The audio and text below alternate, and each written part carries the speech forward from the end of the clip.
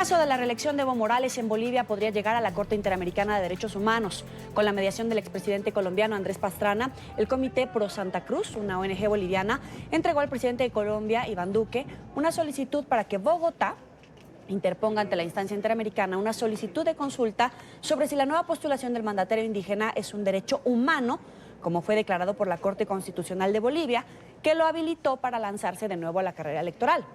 Recordemos, el 21 de febrero de 2016, el oficialista Movimiento al Socialismo promovió un referendo para preguntar a los ciudadanos si estaban de acuerdo con aceptar un eventual cuarto mandato de Morales, a lo que la mayoría respondió que no.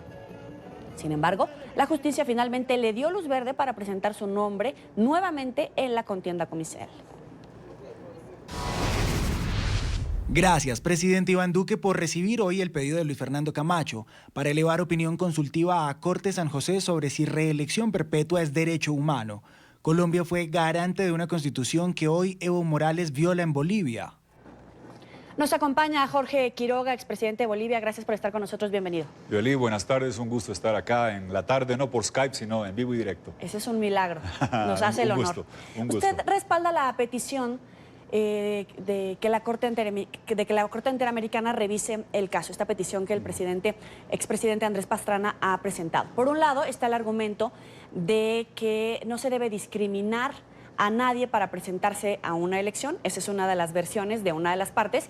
Y el otro hecho es avalar la reelección indefinida, que pone en jaque los parámetros de la Carta Democrática Interamericana. Son dos puntos de vista totalmente diferentes en un punto que es Bolivia y la democracia en Bolivia. Yoli, gracias. La cuestión es clara, no existe dos puntos, existe uno solo. Bolivia es el único país en el planeta, en la historia, donde se está violando los límites de mandato presidencial que se aprobaron en una constitución votada el año 2009 con mediación y garantía internacional multilateral de Colombia y de Brasil.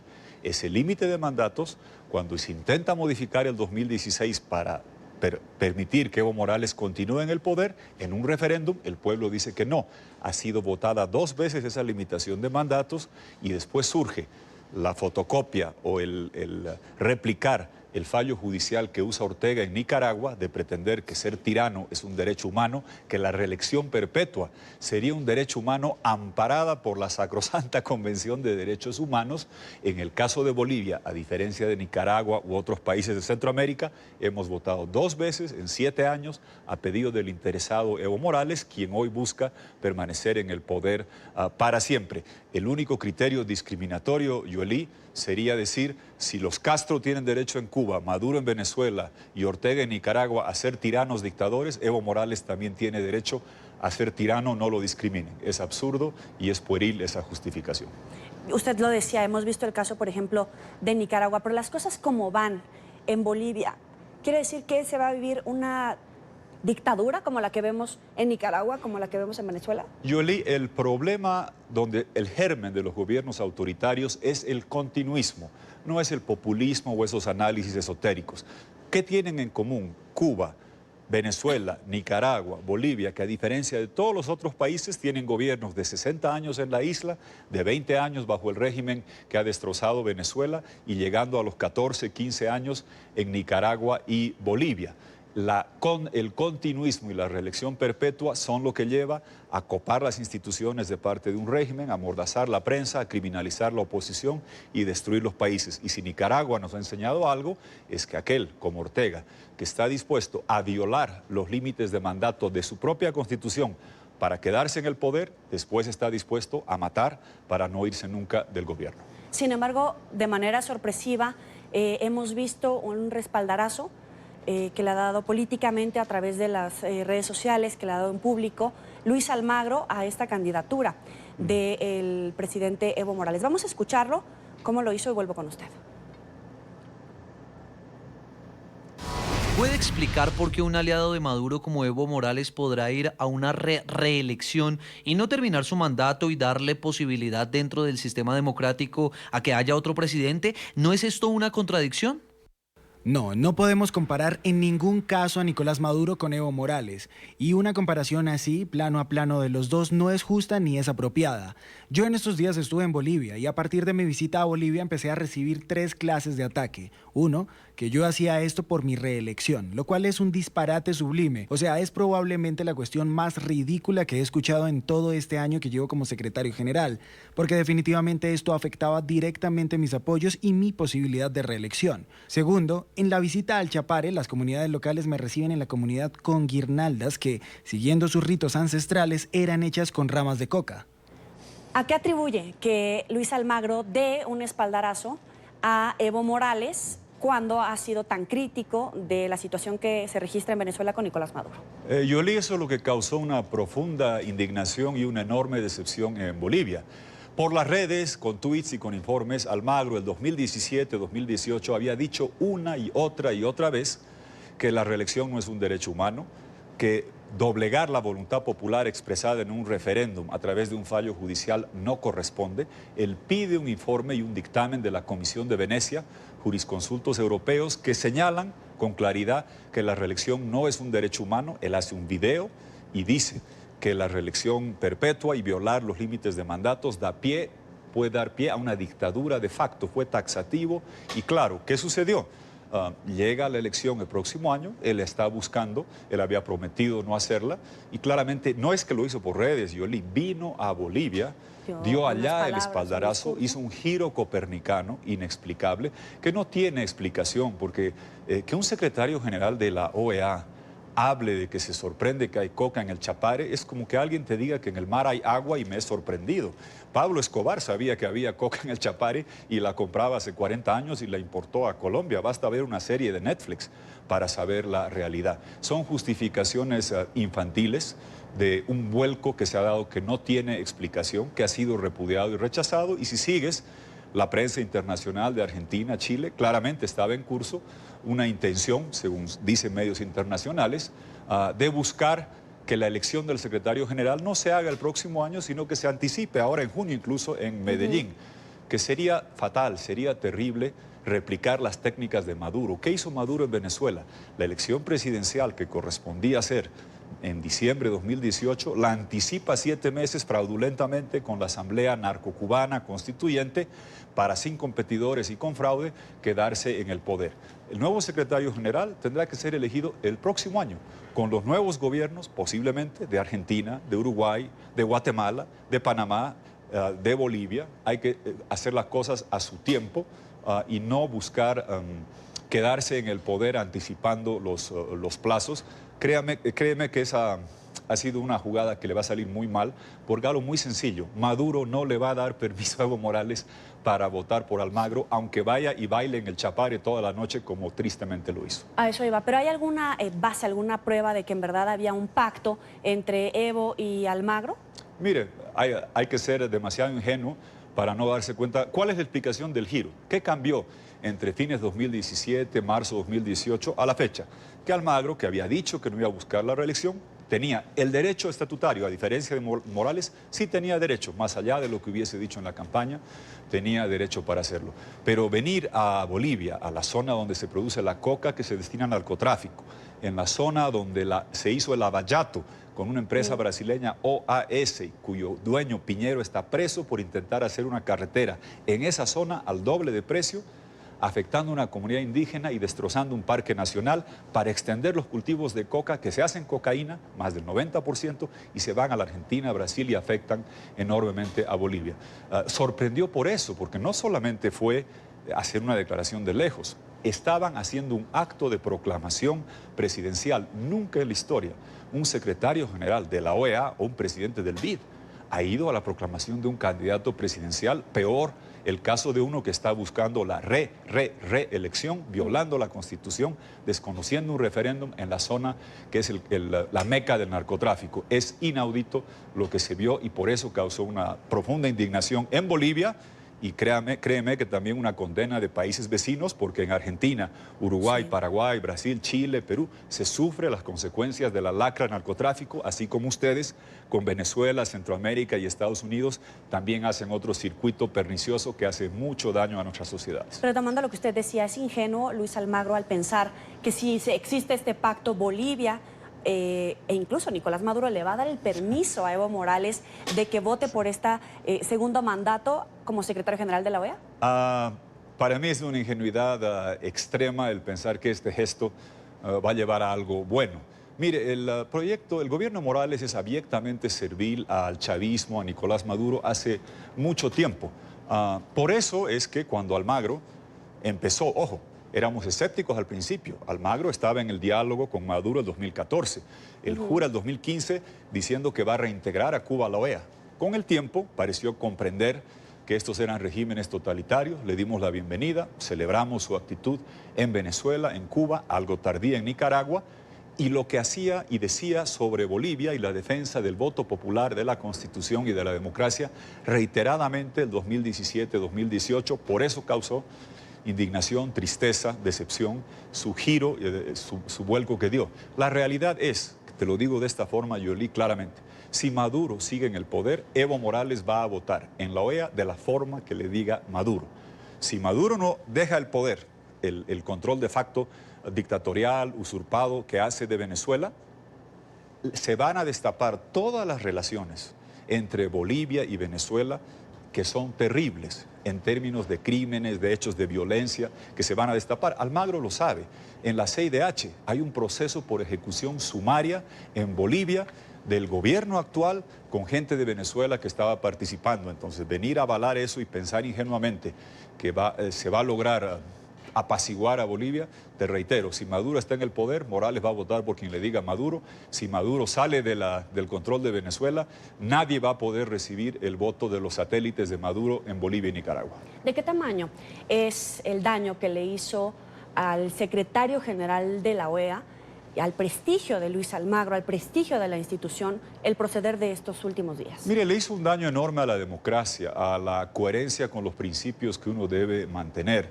Y aquí está hablando usted con alguien que ha sido deportado de Cuba, que ha sido declarado persona no grata junto al presidente Pastrana 2 veces en Venezuela. Yo digo exactamente lo mismo en La Habana, en Caracas, parado en la puerta en Ramo Verde, que lo que digo acá y lo que digo en Bolivia. Eso es lo que la gente valora, la consistencia de tener la misma posición en cualquier lugar, en cualquier momento, sobre principios básicos de la democracia. Y como solía decir Almagro, con un fallo judicial mañoso, desconocer la voluntad popular expresada 2 veces es terrible. Es el único caso en el mundo, no admite precedente. Hablar de discriminación no hay tal, porque el único caso donde se está violando a pedido del interesado que pidió el 2009 con garantía de Colombia y el 2016 que se vote esto es Bolivia. Y aunque fuese igual, imagínese lo que significa decir que no puedo capturar o procesar al violador de este fin de semana porque los 4 del año pasado siguen libres. Es casi dar carta blanca a la impunidad.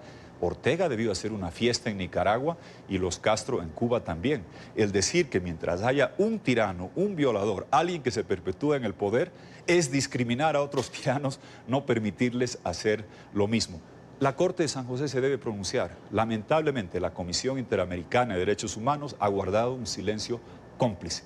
Han hecho audiencias sobre esta materia, han venido a Bolivia y guardan un silencio cómplice. Son un hospital democrático que solo hace autopsias en Venezuela y Nicaragua cuando es tarde y no actúan a tiempo. Triste y vergonzoso y cómplice. Pero Almagro fue más allá. Pasó de la defensa de la democracia en Bolivia al silencio cómplice, a la defensa activa, presencial de la violación de la Constitución. Triste. ¿Qué queda? Eso hemos pedido ayer al presidente Duque, como mostrabas acá. Habíamos conversado con él un par de veces. Colombia y Brasil fueron garantes del acuerdo constitucional en Bolivia que se votó, que establecía una sola reelección. Eso fue ratificado en otro referéndum del 2016. Ambas veces observado por misiones de la OEA que certificaron los resultados y relevaron que se limite la reelección, que la alternabilidad era buena y sana, y Almagro tiene sus informes en sus manos. ¿Qué falta ahora? Que la Corte de San José se pronuncie, porque no puede ser, Yoli, imagínate en América Latina, todos los que somos signatarios de la Convención de Derechos Humanos, en países como México, como Brasil, como Chile, como Perú, Ecuador, se respetan los límites de mandatos. Más aún, en Colombia han recortado de 2 mandatos a 1, el presidencial. Lenín Moreno en Ecuador, la reelección indefinida que pretendía Correa, vía referéndum la recortó. En Perú acaban de eliminar la reelección de alcaldes, concejales y diputados. ¿Son violadores de derechos humanos en Colombia, en Perú, en Ecuador? No. Entonces es contradictorio que hay países, la mayoría, que respetan los límites, otros que los recortan y solo países como Nicaragua, como Bolivia, como lo que se vio en Honduras, que pretenden que la reelección perpetua es un derecho humano amparado por una convención de la OEA diseñada, Yoelí, para proteger a los ciudadanos de los caprichos del tirano y no para que el tirano caprichoso se quede en el poder para siempre, desconociendo en Bolivia lo que hemos votado 2 veces los ciudadanos. Ahora, Luis Almagro decía que muchos de estos países de la OEA le habían expresado su deseo de que se reeligiera, porque si no podría entrar en una etapa de inestabilidad. ¿Qué tan medular es Luis Almagro en la crisis de Venezuela? A ver, yo le puedo decir que yo estuve en Venezuela políticamente, no en visitas de ministro o de autoridad, apoyando a la oposición la primera vez con Pollo Salas Romer Feo en Valencia, Carabobo, el 2004. Estoy consciente que el chavismo se apoderó de mi país el 2006, que hizo un daño enorme. Y algunos, el presidente Pastrana, mi buen amigo, hemos venido luchando sostenidamente por la causa venezolana. Dimos la bienvenida a que del silencio de Insulza se pasó a una posición firme de Almagro. Y también celebramos que desde el 2007 tome una posición clara sobre Cuba y que también defienda lo de Bolivia. Por eso causó enorme extrañeza este giro y vuelco. Pero dicho eso, para cualquier país, para cualquier organización, yo no creo en Superman. Yo no creo en la figura imprescindible. Eso es lo que hace Maduro, eso es lo que hace Ortega, eso es lo que hace Castro, de decir somos nosotros o nadie o todo colapsa. Si me preguntas, yo conozco gente perfectamente apta, competente, demócrata, consistente, que puede perfectamente ser secretario general de la OEA. Si me dices, cíteme un ejemplo, Laura Chinchilla, admirable estadista, mujer, expresidenta de Costa Rica, ha estado 2 veces en Venezuela, defiende lo que pasa en Nicaragua, una mujer enormemente competente. En el tema No hay imprescindibles. Créame que compromiso con la defensa de la democracia en Venezuela, Nicaragua. El presidente Pastrana le puede decir, nuestro sindicato de expresidentes de la Iniciativa Democrática de las Américas, que hace varios años venimos defendiendo lo de Venezuela, hemos estado en Cuba. Somos como 30 expresidentes, gente comprometida, con principios, con coherencia y con convicción, que no andamos cambiando en función a lo que sea el interés coyuntural, porque hacer lo que fuese para quedarse en el cargo es lo que hace Maduro en Venezuela, es lo que hace Ortega en Nicaragua, es lo que está haciendo Evo Morales en Bolivia, y si es malo allá, es malo para la OEA también. Luis Almagro entonces debe de reconsiderar su postura y abandonar la idea de buscar un segundo mandato. Mire, yo no voto. Lo que le puedo decir es que para los que luchamos por la democracia en Bolivia, el daño que le ha hecho Almagro a la lucha por la democracia es el más grande de la historia, porque te repito, va más allá del cambio de posición. Nadie nunca ha ido a una proclamación presidencial para un 4º mandato en la zona cocalera, donde se está desconociendo la voluntad popular, tema que él solía vehementemente condenar y sin embargo va, baila, se mezcla con gente que tiene procesos por narcotráfico, por violencia contra efectivos policiales y causa una enorme indignación. Comprenderás que para Bolivia un funcionario que va a una proclamación presidencial y que facilita lo que él mismo solía denominar dictadura de facto, para los bolivianos comprenderás que no es una persona, los demócratas, no hablo de Evo Morales, que goce de la confianza, que tenga la consistencia y el apego a los principios necesarios para defender la Carta Democrática y defender la democracia en la región. Expresidente, aprovechando que está aquí, quisiera abordar también el tema Venezuela. El número 2 del régimen madurista volvió a arremeter contra los diputados del gobierno interino de Venezuela y en su programa con el Mazo Dando, Diosdado Cabello informó que a más diputados de la Asamblea Nacional se les allanará la inmunidad parlamentaria.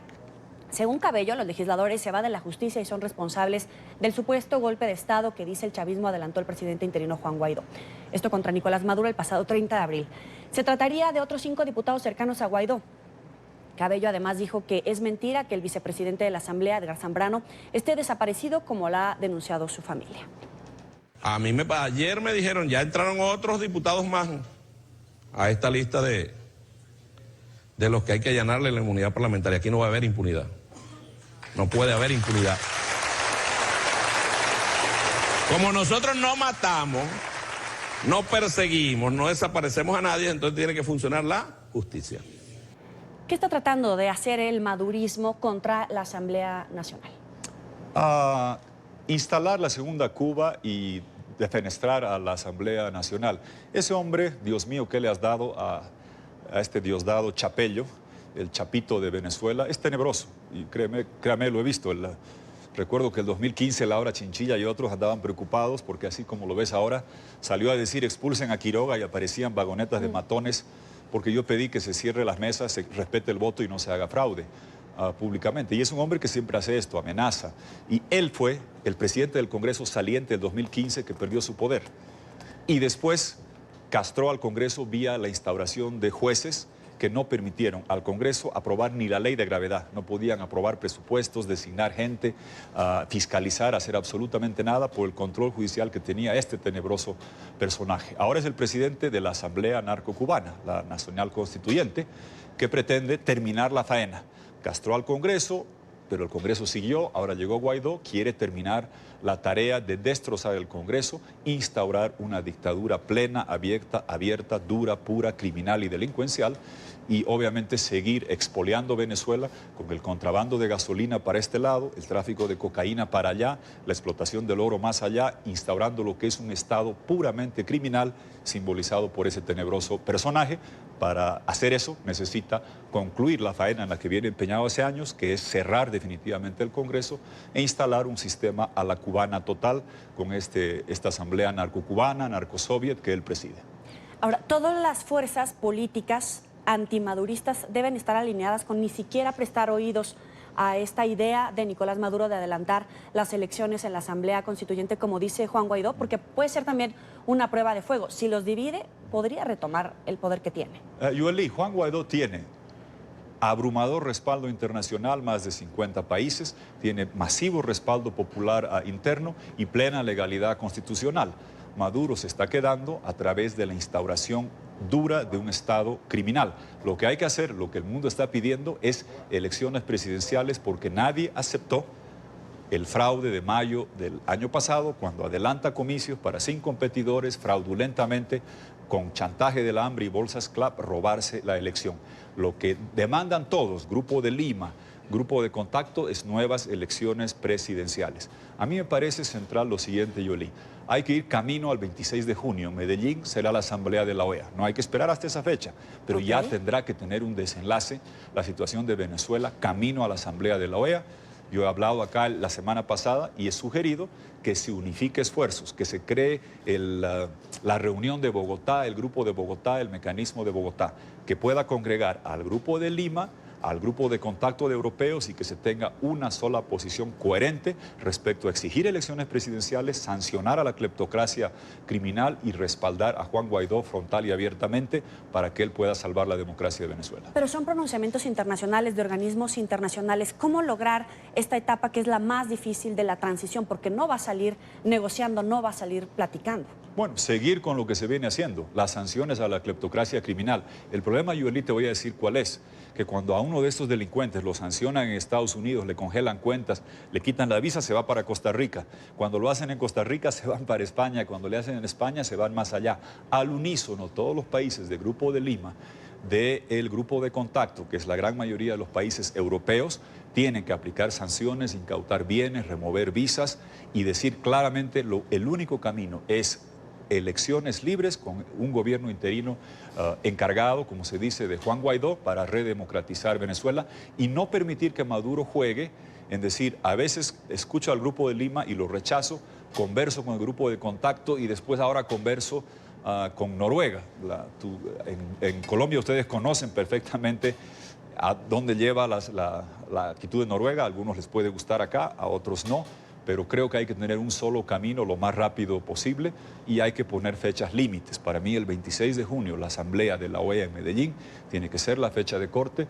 Colombia es el país que tiene que liderizar esto porque recibe el contrabando de gasolina, porque de aquí se van las armas del ELN, allá se va el ELN, hacia acá vienen los refugiados, no se va a poder solucionar el tema de Venezuela sin Colombia, y yo soy de los que creo, y se lo he dicho al presidente Duque, que así como algún día, hace 2 siglos, un venezolano a caballo con sable cruzó los Andes y liberó a Colombia, a Bolivia, a Perú y Ecuador, ahora es un colombiano, Iván Duque, que le va a ayudar a devolver libertad a Venezuela, la tierra de Bolívar. ¿Está descoordinada el apoyo internacional? Algunos dicen que se debería de avanzar en la intervención, pero no la intervención militar, en cierto tipo de sanciones, pero no llegar a esos extremos. Y también si está descoordinado todas las fuerzas políticas dentro de Venezuela en este momento, después del 30 de abril que inició la Operación Libertad.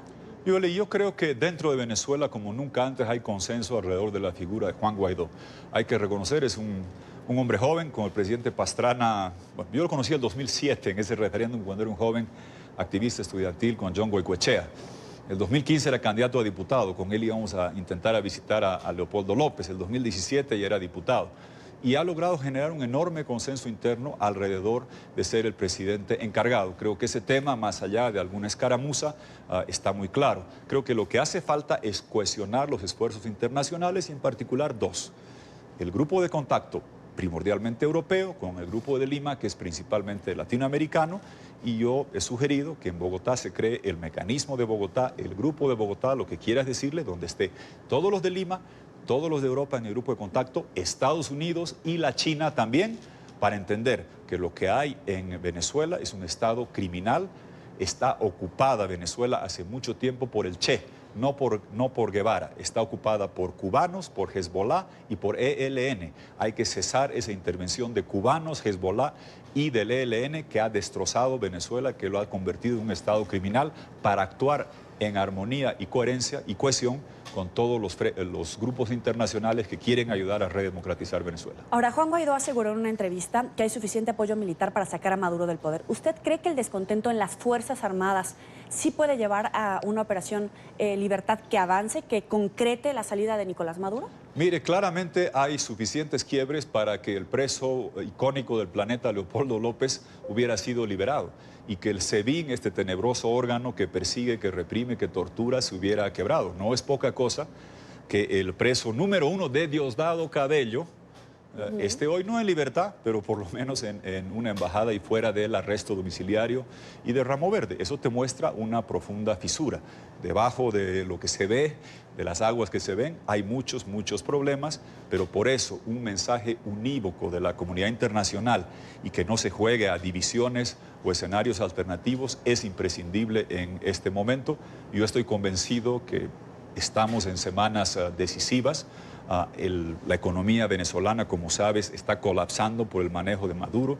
Lo que Maduro ha hecho es impresionante. En sus 6 años, la economía de Venezuela está camino a ser la 3ª parte de lo que era. La producción petrolera, la 4ª parte de lo que era cuando él comenzó.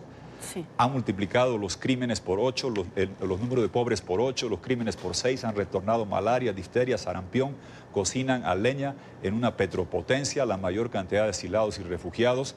Te puedo decir que Churchill tenía razón sobre lo que hace Maduro. Nunca un régimen con tanto tiempo, tanto poder, tanto dinero ha destruido tanto un país para beneficio de unos pocos criminales. ¿Usted cree que todas las opciones, incluso la intervención militar, están sobre la mesa? Porque hay quien les pide a Guaidó que active el artículo y pida apoyo militar. Entiendo esa demanda y yo nunca me dejo llevar por lo que mucha gente quiere. Debatamos la hipotética, supuesta, eventual acción de algún otro país militar. Lo que yo exijo siempre es que cese la intervención del Che, de los cubanos, de Hezbollah y del ELN, que tienen ocupada y colonizada a Venezuela. Los cubanos son unos vampiros que se llevan la sangre petrolera de Venezuela a cambio de destrozarla. Ha sido el programa de robo bilateral más grande de la historia, lo siguen haciendo, y hablando de la comunidad internacional, se debería hacer un cerco, no solamente, como dice el presidente Duque, diplomático, económico, sino un cerco criminal para evitar que se roben la gasolina, que se roben el petróleo a Cuba, que se lleven el oro, que saquen cocaína en aviones, para generar este cerco criminal que les quite los recursos robados producto de estas actividades ilícitas, que son lo que sostiene a estos grupos criminales, donde la jerarquía militar superior es socia de los negocios y los del medio están siendo torturados y maltratados por cubanos. Hay que llamar a la intervención, tiene que cesar la intervención de cubanos, de Hezbollah y de ELN, en particular de los cubanos que han colonizado y destrozado Venezuela. Es el expresidente de Bolivia, Jorge Quiroga, aquí en la tarde. Gracias por estar con nosotros. Gracias, Yolín. Muchas gracias. Encantado. Gracias por venir. Vamos a hacer